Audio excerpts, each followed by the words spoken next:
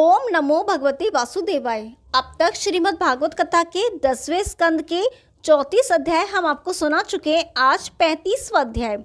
श्री सुखदेव जी कहने लगे, हे राजन, श्री कृष्णचंद्र जी अपने गोप ग्वाल और गायों को लेकर प्रतिदिन वन को चले जाते थे। गोपियों को उनके वन में चले जाने पर घरों में रहना मुश्किल हो जाता था। गोपियों का मन श्री नटवर नागर प्रभु में लगा हुआ था, इसलिए वे उनके बिना एक क्षण भी नहीं रह सकती थी। कोई वश न चलने पर वे व्याकुल गोपियां अपने घरों के बाहर एक जगह एकत्रित होकर भगवान श्याम सुंदर के मधुर गुणों का गान दिन का समय बिताने के लिए किया करती थीं। उनका चित्त घर के कामों में नहीं लगता था। कोई गोपी मार्ग में, कोई गांव से बाहर तथा कोई अन्य स्थानों में बैठकर श्री श्याम सुंदर की चर्चा में अपना दिन व्यतीत करती थी। कोई सूर्य के सामने हाथ जोड़कर इस प्रकार कहती थी, हे सूर्य, तुम शीघ्र अस्त हो जाओ, जिससे यह दिन छोटा हो जाए और मोहन लौटे तो हम उनके दर्शन प्राप्त करें। एक समय सब गोपियां एक स्थान पर बैठी हुई श्री श्याम सुंदर की चर्चा कर रही थी। उस समय किसी गोपी ने यह कहा, हे सखियों, बांसुरी के धन्य भाग हैं जो वह हर समय श्री श्याम सुंदर के अधरों से लगी रहती है। मनमोहन प्यारे भी उसे प्रेम पूर्वक बजाते हुए ऐसी ध्वनि निकालते हैं जिससे तीनों लोग मोहित हो जाते हैं। यह सुनकर दूसरी सखी ने कहा, अरे आली, केवल बांसुरी की प्रशंसा ही क्यों करती है? श्री कृष्णचंद्र जो जिस किसी का हाथ पकड़ लें वही तीनों लोगों का स्वामी हो जाता है। जिस प्रकार हम तुम उस बांसुरी की रागनी सुनकर झूम उठती हैं, उसी प्रकार सब देवता उसकी ध्वनि सुनकर मोहित हो जाते हैं। यह सुनकर एक अन्य सखी ने कहा, हे प्यारी, देवता तो ज्ञानवान होते हैं, वे यदि मुरली की ध्वनि पर मोहित हो जाएं तो कोई विशेष आश्चर्य की बात नहीं है, परंतु सबसे बड़ा अचरज तो यही है कि उस बांसुरी की ध्वनि सुनकर पशु पक्षी भी चित्र लिखे से खड़े रह जाते हैं। यह सुन एक और गोपी बोली, हे सखी, उस बांसुरी को चतुर जादूगरनी समझो। जिस समय श्री श्याम सुंदर को किसी को बुलाने की इच्छा होती है तो वे उसे टेर कर अपने पास बुला लेते हैं। उसकी ध्वनि पर मस्त होकर कमल का फूल भी आठों पहर अपना मस्तक हिलाता रहता है। इसके शब्द को सुनकर बादल बिरही के समान अपनी आंखों से पानी बरसाता है। यह सुनकर एक अन्य सखी ने कहा, मैं अब तक यही समझती थी कि मनमोहन प्यारे केवल वन के खेलों को दिखलाने में ही चतुर हैं, परंतु अब मैं देखती हूँ कि बंशी बजाने और गाने में भी उनकी समानता कोई नहीं कर सकता। तब एक दूसरी ब्रजबाला बोली, हे सखी, हमें इस बांसुरी को अपनी सोच समझना चाहिए, क्योंकि श्री श्याम सुंदर हमें छोड़कर उसे दिन रात अपने हृदय से लगाए रहते हैं। इस बांसुरी ने अपने पूर्व जन्म में कोई ऐसा भारी तप किया होगा जिसके प्रताप से उसने हमारे प्राण वल्लभ को अपने वश में कर लिया है। यह सुनकर एक गोपी बोली, हे सखियों, इसमें उस बांसुरी का कोई अपराध नहीं है। यह सब कठोरता श्री कृष्णचंद्र जी की है, जो उन्होंने नीच काट बांस जाति की बस्ती को अपनी प्राण प्यारी बना लिया है। तब एक अन्य ब्रजबाला ने इस प्रकार कहा, हे आली, इस मुरली ने बांस के वंश में जन्म लेकर ग्रीष्म, शीत तथा वर्षा का ताप सहा तथा एक पाँव से खड़ी रहकर महातप किया है। फिर अपना पोर पोर कटवाया और अग्नि की गर्मी सहकर अपने शरीर में छेद कराया। इसी तपस्या के कारण श्री कृष्णचंद्र जी उसे अपने अधरों पर दिन रात लिए रहते हैं। वह बांसुरी श्री मुरली मनोहर के अधरों का अमृत पीकर अमर हो गई है, अतः अपने बोल सुनाकर हमें चढ़ाती रहती है। यह सुनकर राधा रानी श्री नटवर नागर के विरह में व्याकुल होकर रोने लगी। राधा रानी की ऐसी दशा देखकर एक सखी ने उन्हें समझाते हुए इस प्रकार कहा, हे राधे, तू व्याकुल मत हो। श्री श्याम सुंदर इस मुरली में तेरे ही गुणों का तो गान करते हैं, अतः मुरली तो तेरी दासी है। यह सुनकर एक अन्य सखी बोली, हे प्यारी, इस समय हमारा मनमोहन अपने ग्वाल सखाओं के कंधे पर हाथ रखकर वन में गाय चराता हुआ बांसुरी बजा रहा होगा। उस वंशी की आवाज सुनकर सभी गायें उसके पास आकर खड़ी हो गई होंगी। हे आली, उस बांसुरी का शब्द ही ऐसा है कि वह सब जीवों में प्रेम की जंजीर डाल देता है। इस प्रकार सभी गोपियां मुरलीधर की चर्चा में अपना दिन व्यतीत किया करती थी। सायंकाल को जब श्री श्याम सुंदर और बलराम जी घर पहुंचते थे तो यशोदा तथा रोहिणी बड़े प्रेम से उपटन लगाकर उन्हें स्नान कराती तथा दूध मलाई आदि अनेक प्रकार के पदार्थ उन्हें खिलाती थी।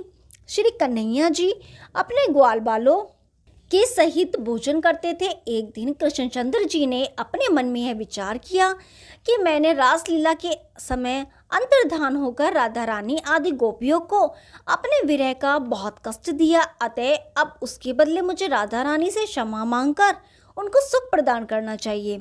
ऐसा करने से मैं उनको दुख पहुंचाने के ऋण से उद्दृढ़ हो जाऊंगा।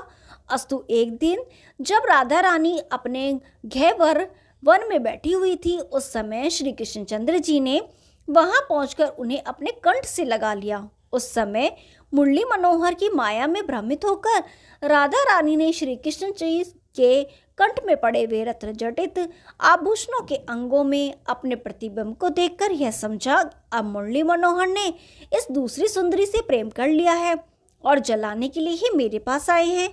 यह विचार आते ही राधिका जी के हृदय में क्रोध प्रकट हुआ। तब उन्होंने अपनी रोनी सूरत बनाकर श्री मनमोहन से इस प्रकार कहा, हे श्याम सुंदर, अब मैं समझी कि तुम मुझसे झूठी प्रीति दिखाकर इस परम सुंदरी को आठों पहर अपने हृदय से लगाए रहते हो। बड़े भाग्य तो इसी के हैं जो दिन रात तुम्हारे हृदय से लगी रहती है। मैं भला तुम्हारे योग्य कहाँ हूँ? राधा रानी के मुख से ऐसे वचन सुनकर श्री नंदलाल जी ने कहा, हे राधे, मैं तुम्हारे अतिरिक्त अन्य किसी को प्रेम नहीं करता, इसका तुम विश्वास रखो। इतना कहकर जब श्री श्याम सुंदर ने श्री राधा रानी को हाथ पकड़कर अपने पास बैठाना चाहा तो वे बैठी नहीं और कहने लगी, हे छलिया, अब तो तुम अपनी उसी प्यारे से बात करो, मुझसे बात करने की आवश्यकता नहीं है। उस समय श्री मनमोहन ने उन्हें कई बार समझाया, परंतु राधा रानी रूठ कर मानगढ़ के पर्वत पर जा बैठी। हे राजन, जिस समय श्याम जी उदास बैठे थे उसी समय एक सखी वहां आ पहुंची।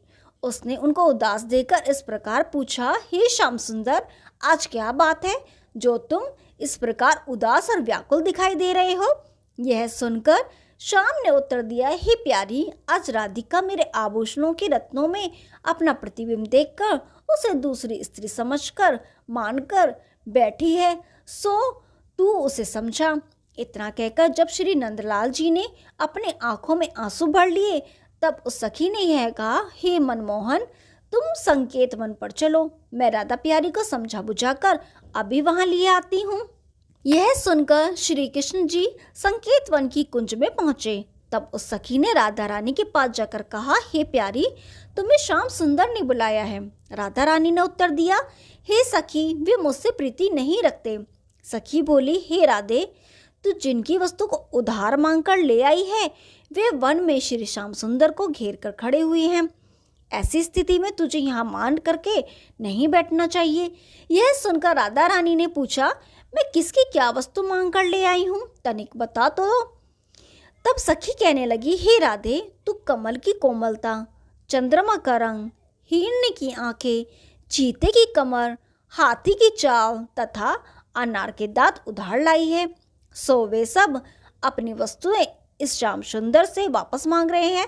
सखी के ऐसे वचन सुनकर राधा रानी हंस दी। उस समय सखी ने फिर कहा, हे आली, तू बड़ी अज्ञान है जो उनके रतन जटित आभूषणों में अपनी परछाई देखकर उसे अपने सौत मान बैठी है। तुझे ऐसा अज्ञान नहीं करना चाहिए। श्री मुरली मनोहर तेरे विरह में व्याकुल हो रहे हैं, अतः तू उनके पास चलकर उनका दुख दूर कर दे। हे राधे, अब यह समय रूठने का नहीं है, जरा सामने बसंत के फूल बन तथा कोकिलों का गान तो देख। सखी की ऐसी बातें सुनकर श्री राधिका जी का मान दूर हो गया। तब वे पछताती हुए इस प्रकार कहने लगी कि हे सखी, तू प्राण प्यारे के पास जाकर यह कह दे कि मैं श्रृंगार करके अभी उनके पास पहुंचती हूँ। यह सुनकर जब सखी श्री बाके बिहारी के पास पहुंची तो उसने देखा कि श्याम सुंदर राधे रानी के विरह में व्याकुल हैं। उनकी ऐसी दशा देखकर सखी के पास जाकर कहा, हे मनमोहन, तुम इतने दुखी क्यों हो रहे हो? राधा रानी अभी क्षण भर में तुम्हारे पास आ जाती है। यह सुनकर श्री श्याम सुंदर उठ बैठे तथा फूलों की शैया बिछाकर चारों ओर देखने लगे। जब राधा रानी के आने में विलंब हुआ तो वह सखी राधा के पास फिर जाकर इस प्रकार कहने लगी, हे प्यारी, तेरे विरह में श्री कृष्ण जी व्याकुल हो रहे हैं, तो शीघ्र ही क्यों नहीं चलती। यह सुनकर श्री राधा रानी उसके साथ संकेत वन में पहुंची।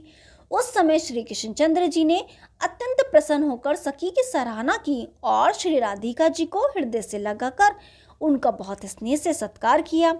श्री सुखदेव जी बोले, हे राजन, देखो, जिन वैकुंठ नाथ के दर्शन प्राप्त करने के लिए ब्रह्मा एवं शिव आदि देवता जप करते हैं, वे ही ब्रजबालाओं के लिए इतने सेवातुर रहते हैं।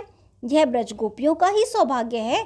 फिर एक दिन जब ललिता सखी मार्ग में जा रही थी, तब श्री कृष्णचंद्र जी ने उसे बीच में ही जा रोका। यह देखकर ललिता कहने लगी, हे श्याम सुंदर, तुम झूठा प्रेम करते हो। यह सुनकर श्री श्याम सुंदर बोले, हे प्यारी, मेरा प्रेम झूठा नहीं होता। मैं जानता हूँ कि तुम मुझसे नाराज हो, अतः आज रात्रि को तुम्हारे ही घर आकर विश्राम करूँगा। यह सुनकर ललिता सखी अत्यंत प्रसन्न हो घर आ 16 श्रृंगार कर शैया बिछा श्री कृष्णचंद्र जी के आने की प्रतीक्षा करने लगी। परंतु श्री कृष्णचंद्र जी उसके घर न जाकर विशाखा सखी के घर चले गए। उस समय ललिता अत्यंत उदास होकर यह कहने लगी कि देखो, आधी रात होने आई परंतु मनमोहन नहीं आए। इसी सोच में संपूर्ण रात्रि व्यतीत हो गई। हे परीक्षित, दूसरे दिन जब श्री श्याम सुंदर को ध्यान आया तो वे अपना वचन याद करके ललिता सखी के घर जा पहुंचे। उस समय उन्हें देखकर ललिता ने यह कहा, हे मनमोहन, अब तुम्हारा यहाँ क्या काम है। जिसके घर रात भर रहे वहीं फिर चले जाओ। ललिता सखी के ऐसे वचन सुनकर श्री श्याम सुंदर लज्जित हो गए। तदुपरांत ललिता ने उन्हें स्नान कराकर भोजन कराया। श्री कृष्णचंद्र जी कुछ देर वहां ठहर कर अपने घर लौट आए। इसी प्रकार श्री कृष्णचंद्र जी कभी श्यामा तो कभी चंद्रावली और कभी चेटकलता तथा सखियों के घर रहकर मीठी बातें कर उनकी इच्छा पूर्ण किया करते थे। जब वे एक गोपी को वचन देकर किसी दूसरी गोपी के घर चले जाते थे, तब उस समय उस गोपी द्वारा मान किए जाने पर उसे खूब मनाते थे। हे राजन, इस प्रकार वे अपना एक रूप तो नंद यशोदा के पास रखते थे और दूसरे कई रूप धारण कर ब्रजबालाओं से मिला करते थे। एक बार जब श्री बाके बिहारी रात में किसी अन्य सखी के घर में रहकर दूसरे दिन प्रातःकाल श्री राधा रानी के पास गए तो राधिका जी रूठ कर बैठ गईं। उस समय श्री श्याम सुंदर ने उनकी बहुत विनय करके यह शपथ खाई कि हे प्राण प्रिय, अब मैं किसी अन्य गोपी के घर नहीं जाऊंगा। उस समय राधा जी को बड़ी प्रसन्नता हुई, परंतु श्री कृष्णचंद्र जी शपथ खाने के बाद भी अन्य ब्रजबालाओं के घर जाते रहे। एक रात को श्री कृष्णचंद्र जी तुंगभद्रा सखी के घर रहे। प्रातःकाल जब वे वहां से लौटकर आ रहे थे, उसी समय राधा रानी तुंगभद्रा सखी को यमुना स्नान के लिए बुलाने उसके घर गई। वहां जब श्री श्याम सुंदर को उसके घर से निकलते देखा तो घर लौट आई। उस समय श्री कृष्णचंद्र जी ने अपने मन में यह विचार किया कि देखो, आज राधा रानी ने हमारी चोरी पकड़ ली है।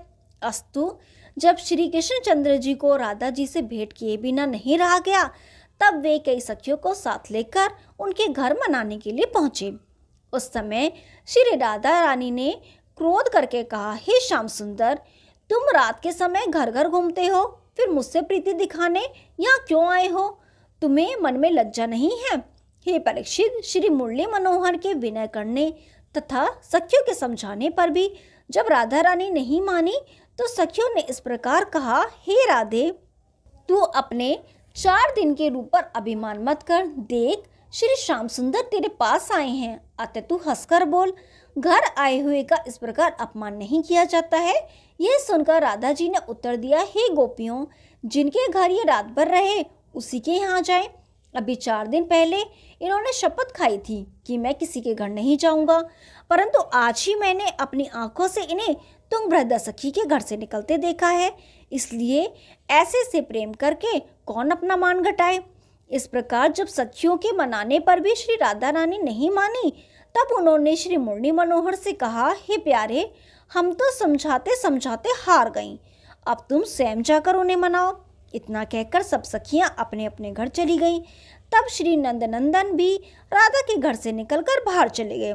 परंतु जब उनका मन नहीं माना तो वे स्त्री रूप बनाकर राधा जी के पास जा इस प्रकार कहने लगे, हे राधे, मैं तुझे देखने वन में कुंज में गई थी, सो मैंने देखा कि श्याम सुंदर तेरे विरह में व्याकुल होकर अत्यंत विलाप कर रहे हैं, इसलिए तू अपना मान छोड़कर उनके पास चली जा। इतना कहकर गोपी वेशधारी श्री कृष्ण जी राधा जी के पांवों पर सर रखकर विनती करने लगे कि हे राधे, तू अपने श्याम सुंदर का दुख दूर करने के लिए उनके पास शीघ्र चल, नहीं तो वे वापस होकर ब्रज के कहीं और चले जाएंगे। यह सुनकर राधा रानी व्याकुल होकर जैसे ही चलने को तैयार हुई, तभी श्री कृष्णचंद्र जी ने अपना वास्तविक स्वरूप प्रकट करके उन्हें अपने कंठ से लगा लिया। हे राजन, इस प्रकार श्री गोपीनाथ जी राधा आदि गोपियों के मनोरथों को पूर्ण करते रहते थे। ओम नमो भगवते वासुदेवाय। 35वां अध्याय समाप्त हुआ। कल 36वां अध्याय शुरू करेंगे। तब तक के लिए नमस्कार।